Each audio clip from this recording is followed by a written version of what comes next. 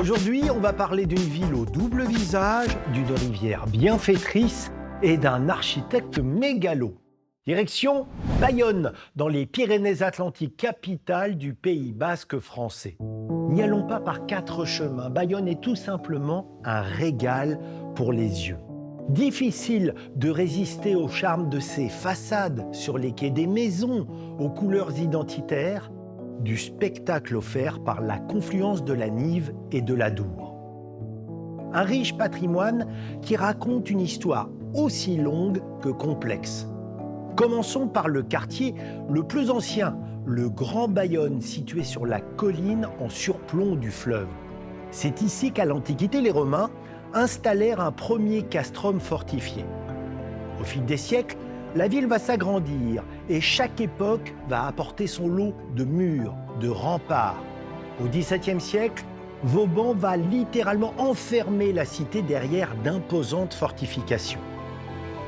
Le quartier est dominé par la somptueuse cathédrale Sainte-Marie, un trésor de l'art gothique rayonnant, aérienne, lumineuse, richement sculptée.